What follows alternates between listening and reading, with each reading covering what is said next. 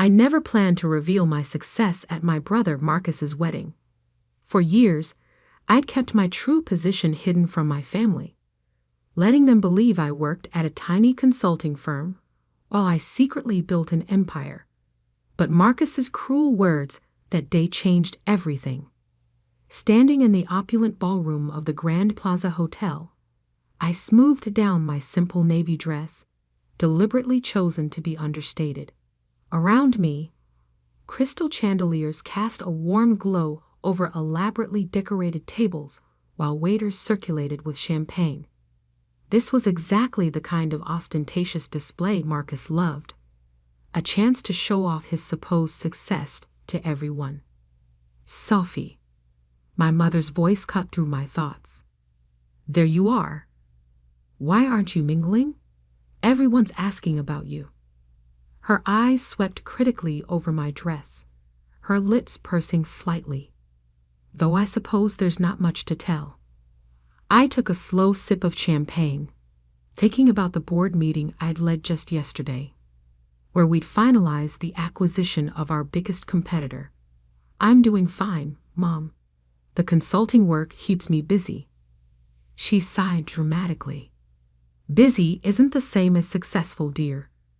Look at your brother, youngest VP in Sterling Industries history, about to marry the CEO's daughter. That's what real success looks like. I bit back a smile, knowing that Sterling Industries had been struggling lately. In fact, they'd been desperately trying to arrange a meeting with my company's CEO, me, for months. But of course, my family didn't know that. They didn't know that the tiny consulting firm I supposedly worked for was actually Aurora Consulting Group, one of the largest business advisory firms in the country. And they certainly didn't know that I wasn't just an employee. I was the founder and CEO. Sophie. Marcus's booming voice interrupted my thoughts. He strode over, champagne in hand, his new bride Jessica clutching his arm. Still hiding in corners at parties? Some things never change. Jessica giggled, adjusting her designer dress. Oh, Marcus told me all about your little consulting job. It's so cute that you're trying to make it on your own. I watched them, remembering how different things had been 15 years ago.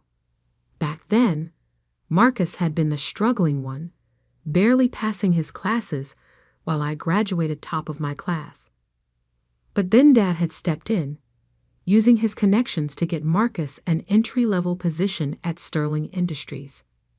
Meanwhile, I was told to be realistic about my ambitions. Someone has to do the small jobs, Marcus continued, his voice carrying just enough for nearby guests to hear. Poor sis, still working at that tiny firm while the rest of us are making real careers. But hey, at least you can say you're independent, right? Jessica laughed again, a sharp sound like breaking glass. Oh, darling, be nice. Not everyone can be as successful as you. I felt the weight of the antique locket around my neck, my grandmother's final gift to me before she passed. She had been the only one who believed in me, who supported my dreams with more than just empty words. Success comes in many forms, Marcus, I said quietly. Sure, sure. He waved his hand dismissively. Speaking of success, did you hear? Sterling's CEO is actually coming to the wedding reception tonight. Mr. Harrison himself. He never attends employee events, but for me, he puffed up with pride. I knew exactly why James Harrison was attending. He wanted to discuss the potential buyout of Sterling Industries, a discussion he'd been trying to have with me for weeks. I'd been deliberately delaying, wanting to see how desperate they'd become. That's wonderful, I murmured, hiding my smile behind my champagne glass. Try not to embarrass me when he arrives, Marcus added. Just stay in the background. This is important for my career. Before I could respond, a sudden hush fell over the room. James Harrison had arrived, his commanding presence drawing all eyes. He was exactly as I remembered from our video calls, tall, distinguished, with steel-gray hair and sharp eyes that missed nothing.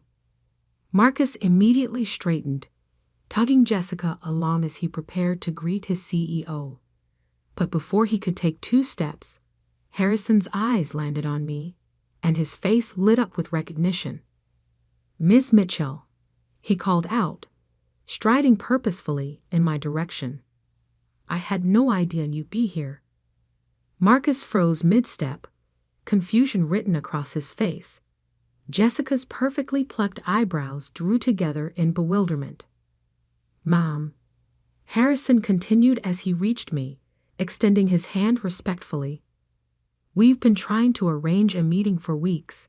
I didn't expect to run into you at an employee's wedding." I could feel Marcus's eyes boring into me as I shook Harrison's hand. "Hello, James. Surprised to see me here?" "Why wouldn't I be? It's not every day you run into the CEO of Aurora Consulting at a company wedding." He glanced at Marcus, then back to me, realization dawning in his eyes. Unless... Wait, is Marcus my brother? I confirmed, allowing myself a small smile as I watched the color drain from Marcus's face. Though he didn't know about my position until just now. The silence that followed was deafening. I could see my mother's hand trembling as she clutched her champagne glass, my father's jaw hanging open in shock. But it was Marcus's expression that truly captured the moment, a mixture of disbelief, embarrassment, and dawning horror as he realized he'd just spent the last hour mocking his boss's boss's boss. James Harrison looked between us, clearly trying to process this revelation. "Your brother?" But he said his sister worked at a small local consulting firm. "That's what they all thought," I said, my voice carrying clearly in the stunned silence. I never corrected them. Jessica's wine glass slipped from her fingers, shattering on the marble floor. The sound seemed to break the spell of silence, and suddenly everyone was talking at once. But I kept my eyes on Marcus, watching as his carefully constructed world of superiority crumbled around him. This wasn't how I'd planned to reveal my success, but as I stood there, watching my family's perception of me shatter like Jessica's wine glass, I realized that sometimes the best moments in life are the unplanned ones, and this moment? This was just the beginning. The next few minutes at the wedding reception felt like a carefully choreographed dance of chaos. My mother, always obsessed with appearances, tried desperately to salvage the situation. "Sophie, darling," she gushed, suddenly appearing at my side. "Why didn't you tell us about your position?" I took another sip of champagne, savoring the moment. "You never asked, Mom. You were all too busy celebrating Marcus's achievements to care about my little consulting job." James Harrison was still standing nearby, looking both amused and uncomfortable. "Ms. Mitchell, I had no idea this was a family event for you. Perhaps we could discuss the merger." "Merger?" Marcus interrupted, his face shifting from shock to panic. He grabbed my arm, fingers digging in painfully. "What merger?" I carefully removed his hand, keeping my voice level. "The one where Aurora Consulting is considering buying Sterling Industries." I turned to Harrison. "Though after tonight, I'm having second thoughts about the acquisition." Marcus went pale. Jessica, his new bride, looked like she might faint. But that would make you your boss," I finished for him. "Yes, it would. Interesting how life works out, isn't it?" My father finally found his voice, pushing through the crowd that had gathered around us. "Now wait just a minute," he blustered, his face red. "You can't just come here and ruin your brother's wedding with these claims." Harrison cleared his throat. I assure you, sir, your daughter is exactly who she says she is. Aurora Consulting is the largest business advisory firm in the country, and Ms. Mitchell founded it from the ground up. We've been trying to arrange this merger for months. I watched my father's face as the truth sank in. This was the man who had told me 10 years ago that I was dreaming too big when I said I wanted to start my own company. The man who had used every connection he had to help Marcus climb the corporate ladder while telling me to be realistic about my goals. But the money, my mother stammered. All those times you said you couldn't help with family expenses. Oh, you mean like the $50,000 you borrowed from my savings for Marcus's MBA? I kept my voice calm, but I could feel years of resentment bubbling up. The money you never paid back because, and I quote, Marcus needs it more for his future. Jessica stepped forward, her wedding dress rustling. Marcus, darling, did you know about this? About her company? Of course not, he snapped, then tried to compose himself. Sophie's she's always been jealous of my success. This must be some kind of mistake. Harrison raised an eyebrow. The only mistake, Mr. Mitchell, was apparently your understanding of your sister's position in the business world. Aurora Consulting's annual revenue is more than Sterling Industries has made in the past 5 years combined. The ballroom had gone completely silent. Every guest was watching our family drama unfold like it was a live theater production. Marcus's perfect wedding was quickly becoming the talk of the corporate world, but not for the reasons he'd hoped. I think, I said quietly, we should continue this discussion somewhere more private. I nodded to Harrison. James, would you mind giving me a moment with my family? He nodded graciously and stepped away. I led my family to a private room off the main ballroom, closing the door behind us. The silence was deafening. How dare you? Marcus finally exploded. This is my wedding day. You couldn't just let me have this one thing. I laughed, but there was no humor in it. One thing? You've had everything handed to you your entire life. Dad's connections got you into Sterling. Mom's jewelry paid for your MBA. My savings funded your startup attempts. Meanwhile, I built something real, something lasting, completely on my own. We were trying to protect you, my mother insisted, wringing her hands. The business world is so cruel to women. No, Mom. You weren't protecting me. You were dismissing me. Every achievement, every milestone, you brushed them all aside because they didn't fit your narrative of who I should be. My father stepped forward, his business instincts finally kicking in. Now, Sophie, let's be reasonable. We're family. Surely we can work something out that benefits everyone. You mean now that you know I'm successful, you want to be part of it? I shook my head.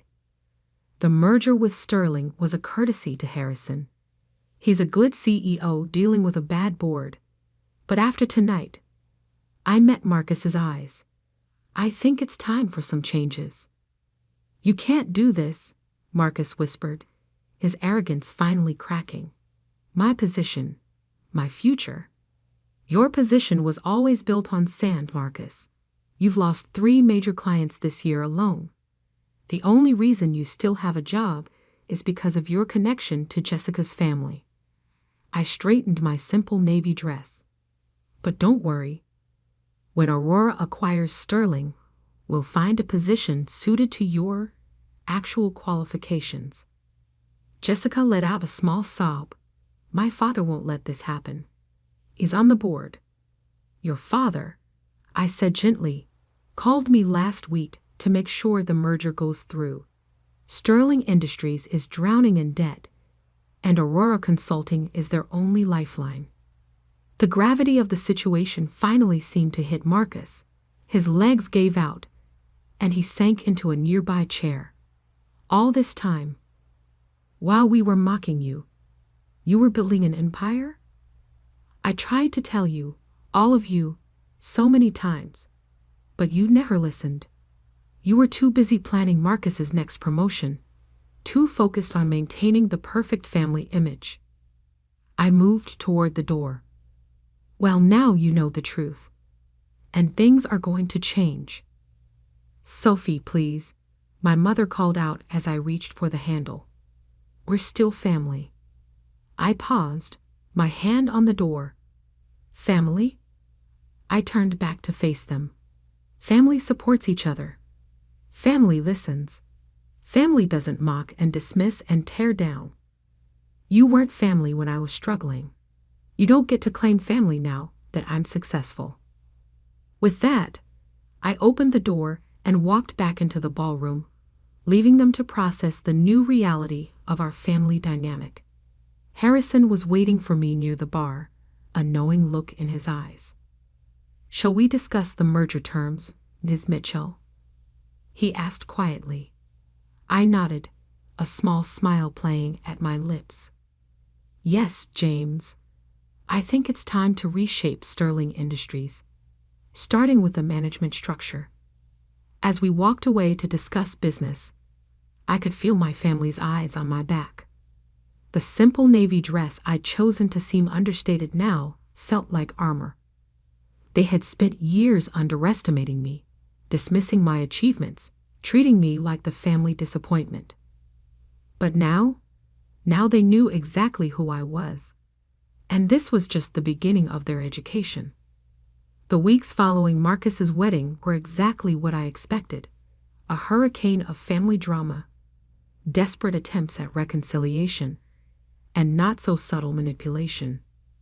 My phone buzzed constantly with messages. Sophie, darling, let's discuss this like family. Mom, your brother is devastated. How could you do this to him? Dad, we need to talk about my position at Sterling. Marcus, my father wants to meet with you. Jessica. I ignored them all. I had a merger to complete. The morning of the Sterling Industries board meeting, I stood in my office on the top floor of Aurora Consulting's headquarters, adjusting my suit jacket. This wasn't the simple navy dress from the wedding. Today, I wore a tailored black Armani suit that screamed power and authority. No more hiding. My assistant Emma knocked on the door. Your brother is here again, Ms. Mitchell. Third time this week. I sighed, checking my watch. Send him in. Might as well deal with this before the board meeting. Marcus walked in, looking disheveled, a far cry from his usual polished appearance. His designer suit was wrinkled, his tie slightly askew. Sophie, please. You have to listen to me.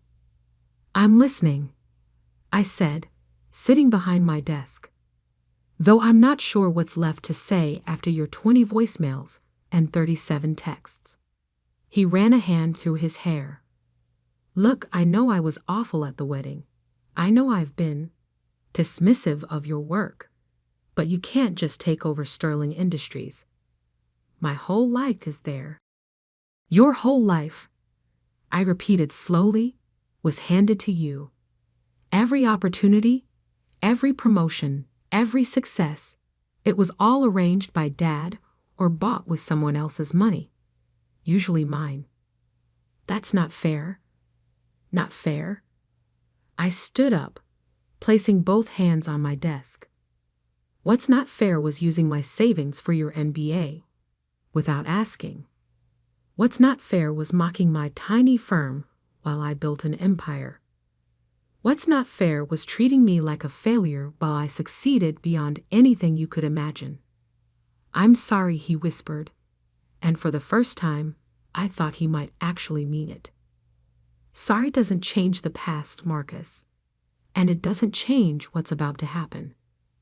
I checked my watch again. The board meeting starts in an hour. I suggest you prepare yourself. What's going to happen to me? I sat back down, studying him. That depends on you. Aurora Consulting rewards competence, not connections.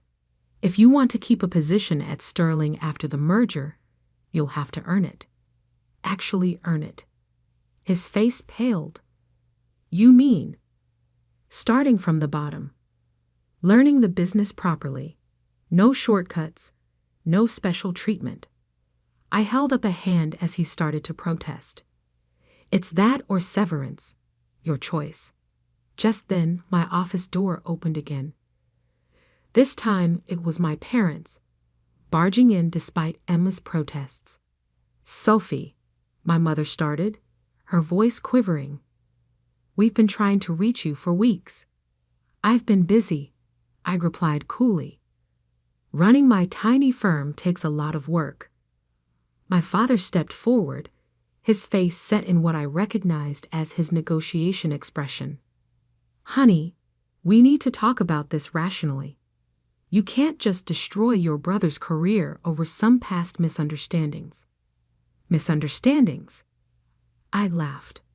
Is that what we're calling years of dismissal and disrespect now? We made mistakes, my mother admitted, wringing her hands. But we're family. Surely that counts for something. I opened my desk drawer and pulled out an old photo, the last family portrait we'd taken before I started Aurora Consulting. In it, I stood slightly apart from the others, wearing a simple dress while they were all in designer clothes. Even then, I was an outsider in my own family. Family counted for something when I needed support starting my business. It counted when I was working 18-hour days building my company. It counted all those times you chose to celebrate Marcus's minor promotions while ignoring my major achievements. I set the photo down. But now it's just business. A knock at my door interrupted us. Emma poked her head in. Ms. Mitchell? The board is gathering. I stood up, straightening my jacket. Thank you, Emma. I'll be right there. I turned to my family. You're welcome to stay and watch the meeting on the monitors in the waiting area. I think it'll be educational. The Sterling Industries boardroom fell silent as I walked in.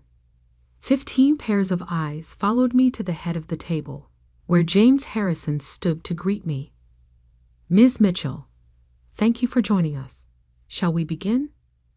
The next hour was a masterclass in corporate restructuring. I laid out Aurora's plans for Sterling, department by department, position by position.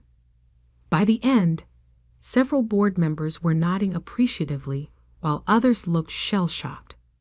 And finally, I concluded, we'll be implementing a complete overhaul of the management structure. No more positions based on connections rather than competence. Through the glass walls, I could see my family watching from the waiting area. Marcus had sunk into a chair, his head in his hands. My parents stood rigid, finally understanding the full scope of my power. After the meeting, Harrison approached me. Brilliant presentation, as always. Though I have to ask, your brother's position will be handled fairly, I assured him. If he's willing to work for it, there's a place for him, starting in entry-level sales. Harrison nodded approvingly. You're more generous than many would be in your position. This isn't about revenge, I said, gathering my papers. It's about building something lasting, something real. When I walked out to the waiting area, my family was still there. They looked different now, smaller somehow, less intimidating than they'd seemed all those years ago. So that's it? Marcus asked quietly. Everything changes just like that. Everything changed years ago, Marcus. You just didn't notice because you were too busy looking down on me. I turned to my parents. The company will be sending over new employment contracts tomorrow. I suggest you all read them carefully. Sophie, my mother stepped forward, tears in her eyes. We were wrong about you. So wrong. Can't we start over? I thought about all the dinners where they'd ignored my achievements, all the family events where they treated me like an afterthought, all the times they'd prioritized Marcus's ambitions over my dreams. Starting over would mean forgetting the past, I said finally, and I don't want to forget. Those years of dismissal and disrespect taught me valuable lessons about self-reliance and determination. They made me who I am. And who are you? My father asked softly. I'm the woman who built a billion-dollar company while you were all too busy mocking her tiny firm to notice. I'm the CEO who just acquired the company you thought was the pinnacle of success. And I'm the daughter who finally stopped seeking your approval and found her own path instead. I started walking toward the elevator, then paused and looked back. The contracts will be here tomorrow. Your choice whether to sign them or not. But either way, things will never go back to how they were. As the elevator doors closed, I caught one last glimpse of my family, standing there in the waiting room of the company I built, finally seeing me clearly for the first time. That night, in my penthouse office, I took out my grandmother's locket, the one piece of family history I truly cherished. Inside was a small note she'd written years ago. Success isn't about who believes in you at the end. It's about believing in yourself from the beginning. I smiled, thinking about how far I'd come from that overlooked daughter in the family portrait. Marcus's wedding had just been the beginning. Now everyone knew exactly who I was. Not the family disappointment, but the force that had reshaped their entire world. And somehow, that felt better than any revenge could have.